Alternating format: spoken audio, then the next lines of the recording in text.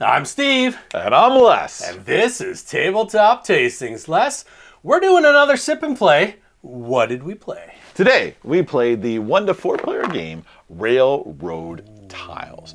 Railroad Tiles is a spin on the series called Railroad Inc., which are roll and writes. And this game eliminates your artistic skills because the tiles do all the work for you. But essentially, you have a tile drafting mechanism. Essentially, if you want to go first the next round, you got to pick fewer tiles, which means that you're not going to have as many. But you're building your own little tableau. And what I really like about the Railroad Tiles edition is that you've got this clock tower that kind of counts down that tells you what tokens you can place. So you've got pedestrians, which pedestrians will score points for the pedestrian played, but also any other pedestrian that they connect through the road or rail network. You've got cars, and cars will connect to any other car in that road network, and you've got trains that'll connect to any other train in that train network. Now, it's not just that. It's not just about playing the vehicles or pedestrians into the mix. You also have to think about your final placement. So at the end of the game, you're going to score based on the biggest rectangle, the number of tiles involved in that. You're going to score points for the cities that you have and groupings of 3 or more cities. And you're going to lose points for the number of open road or railway connections you have that haven't been closed off. This takes Railroad Inc. and really brings it up to the next level. Steve, I really enjoyed the way that this variant of Railroad Inc. plays. What did you think of our playthrough of this experience? Yeah, so I really like Railroad Inc. Like, it's one of my favorite games to kind of just quickly play, and it's one of those, like you said, there's a write and roll or roll and write, whichever way. If you're like me, you're doing it backwards. But well, you can't write before you roll. That's you got to roll yeah. first. Yeah. Well, maybe you can.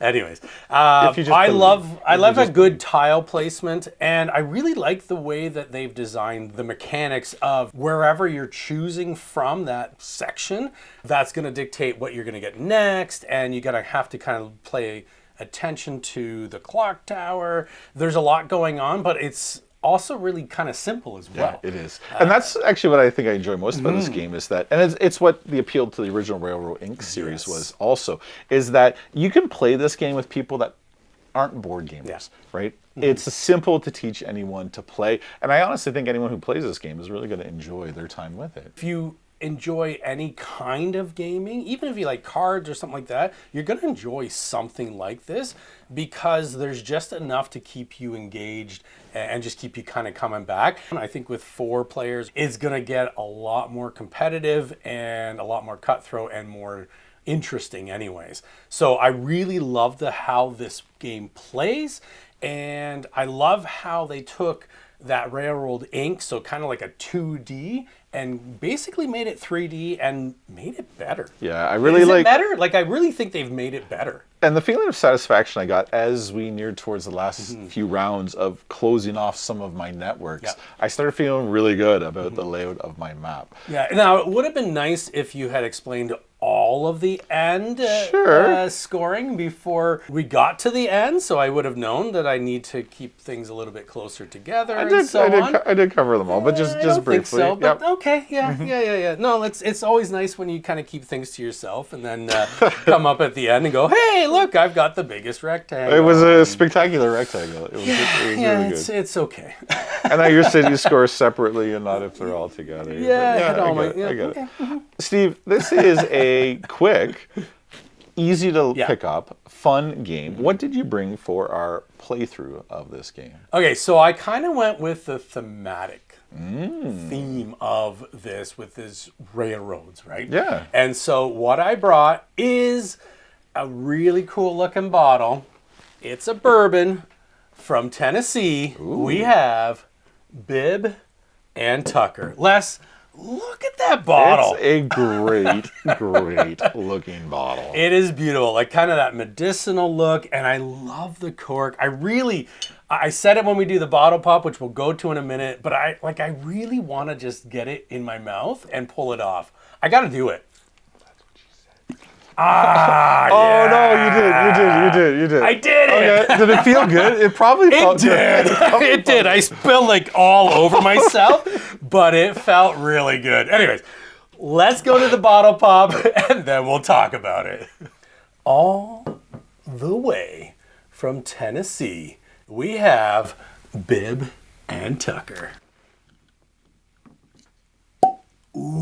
Ooh, that was good. That was really good. That was a good one. Let's It's see- like full cork, Let's see that too. chunky boy. Nothing Nothing but cork. but cork. I love it. Ooh. Double char. We're going to talk about that in a little bit. Do you know what Bib and Tucker is? No, I've never heard of this before. I've never heard of it either. Look, oh, that's a good color. So this is a bourbon.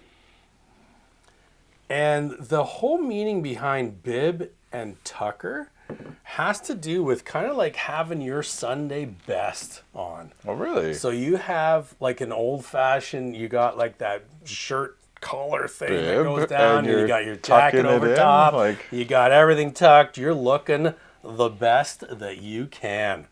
And that is a beautiful Wow. stinking bottle, isn't that? Is that ever? Like a medicinal bottle. My You've got goodness. the not embossed, like engraved, not engraved. The What is raised, that word? the raised. It's like a Embossed, raised- yeah, it's like, anyway, you got all the letters on it, and they stick out. like They everything's stick out, yeah. actually in the glass. It's gorgeous. That's crazy. That's cool. Okay, so I bought this in Tennessee when we were driving through to Georgia, and the guy at the store gave me a couple of samples. They had 3 different expressions of it, and this one was my favorite, but I really liked all of them. What do you think? So I think it smells like a quintessential bourbon, right? Boy, does it ever. Man, that smells nice. Oh, yeah, you get those like those beautiful caramels, the brown sugars, but you got like a smokiness behind it, eh? Yeah, there's definitely like a butteriness, a creaminess to it as well. Shall we go in, That's Steve? so good. Shall we go it in? just smells so good. I almost get like a little bit of cherry from it Yeah, as well. yeah. There's like a fruit, like a pitted fruit Yeah, to yeah, it, right? yeah. Yeah, like a cherry, something like that. Yeah, like a black cherry. Oh, let's go. Let's It's go. almost getting me into like almost like a black like licorice, not a black licorice, sorry, like the red, like the cherry Oh, you're licorice killing as me, man. well. Let's get in. Let's get in. Let's get in. Okay, let's do it. It's pretty good.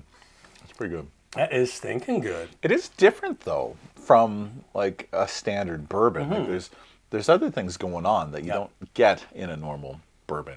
No, so I think that's kind of like has to do with that double char. So there we go. We had the bottle pop, our first impressions. Okay, Les. So it's a beautiful bottle.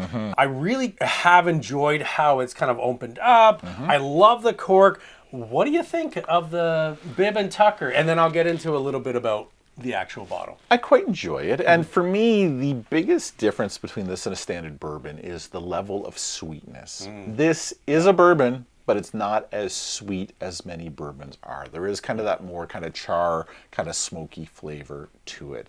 I've really enjoyed it though. It's quite nice. Yeah, and like so as we were kind of talking about it as we were kind of finishing up the game, I almost likened it to almost like a single malt that has a bourbon flair to it. Just because, like you said, there's not a whole lot of sweetness to it. It's just got this like char fire. Yeah, a little it. punchiness, a little spiciness to it. It's quite nice. Yeah, and like the ABV is only like 44%. Because of that char, it really kind of drinks higher ABV.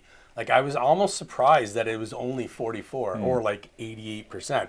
I really would have thought it was like actually at like that 100% or a little bit more, just because it has like that bite to it, which is probably a lot to do with the actual char.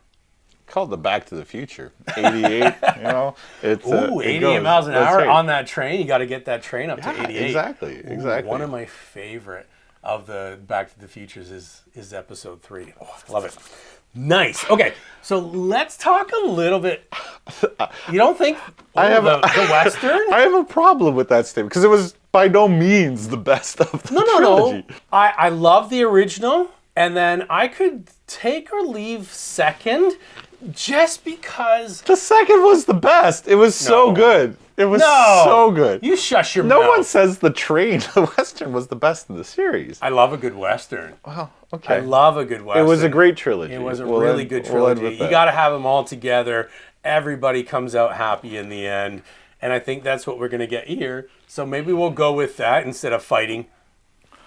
I like it. I like peace. All right. So with peace, Yeah. and maybe there will be a little fight, and if I'm too early for this, please stop me. Mm-hmm. But out of the game Railroad... all right, I'm too early. I'm too early. I had a feeling. You've started a little too early. I wanted to talk a little bit. I thought the story was lacking. Yeah, we only talked a little bit about into this. it. So if you typed in Bib and Tucker Distillery, you're not going to find a distillery. What? Yeah. Why? Because Bib and Tucker is actually really just a name of a line from another distillery. And that distillery is 35 Maple Street Spirits in Tennessee. So it's really like nobody knows. The Actually, troubles I've seen. Yeah, like so nobody no one knows. like you're not gonna go down and find a Bib and Tucker distillery. You gotta go to this distillery in Tennessee that like no one's ever really kind of heard of. So what does that mean? That means that they are not actually making the juice that goes in this, Okay. which is okay. I'm okay with that because I think a lot of sourced whiskey can be really, really Sure, good. somebody's making it. Someone's making it and then they're going through and kind of doing their own thing. It is alleged, because you cannot find out, the people making the actual product that goes into this is the George Dickel distillery. It is not confirmed. You laugh, but everybody in the United States knows who George Dickel is. 100%.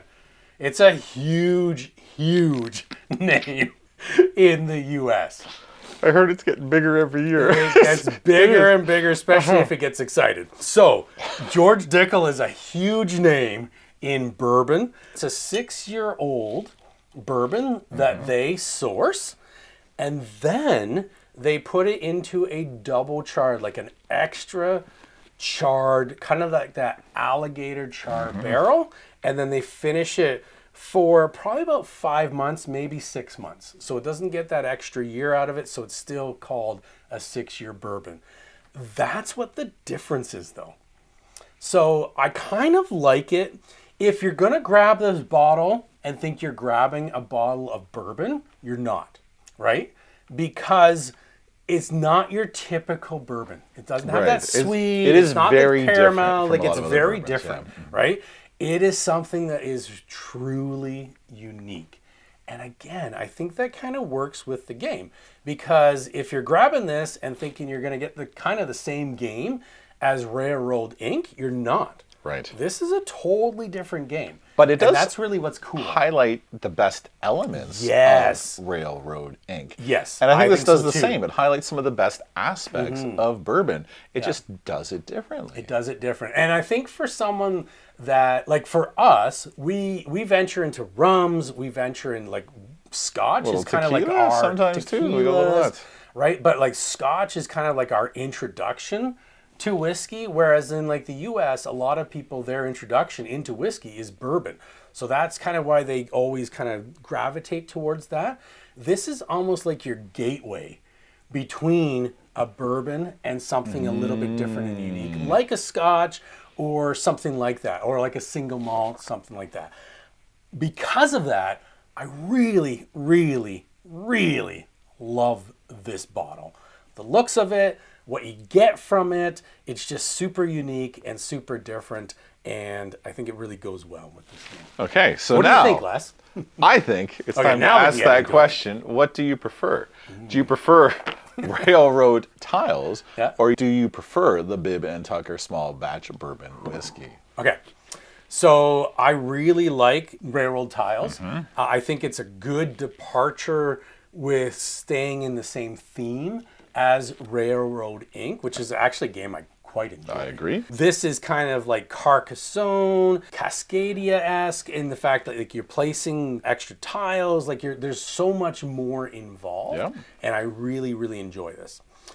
I really, really enjoy the Bib and Tucker though too. And I love the extra char for it. This is delicious. This is really fun. This is a really difficult Which one is for your me favorite? to go If you had to with. pick just one, which one would you pick? I think I'm going to surprise you a little bit with this. I'm going to choose the railroad tiles. Ooh, and why? Normally I would be, like, I'm the whiskey guy, right? So I love Yeah. the difference and the uniqueness about it. However, I really like this game. I love a good tile playing game. I love how the mechanics are working with it. I could probably get another bourbon to go along with it.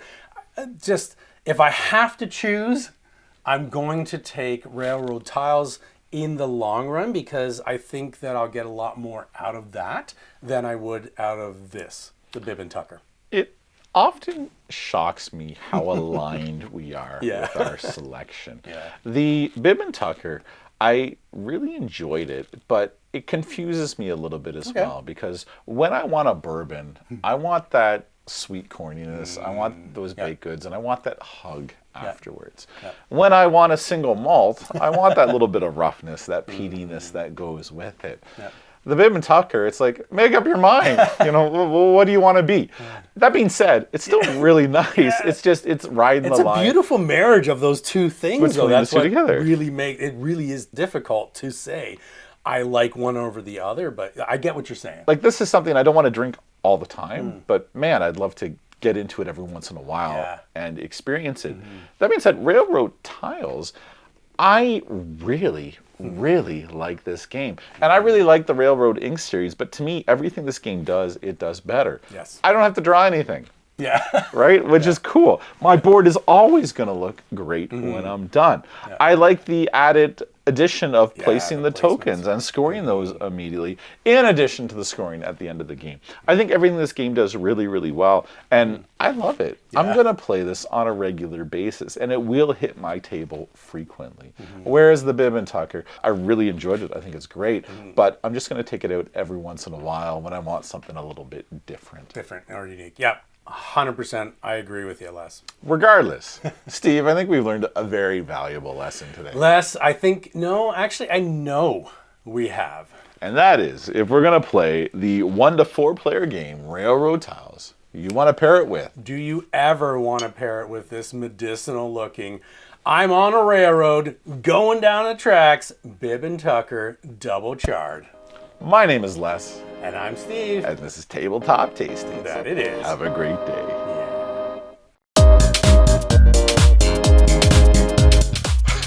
I totally did. Look at it. All over me. You know, if you I'm going to smell really good. If you had approached it from like a top down instead of a side up, it may not have been as sloppy.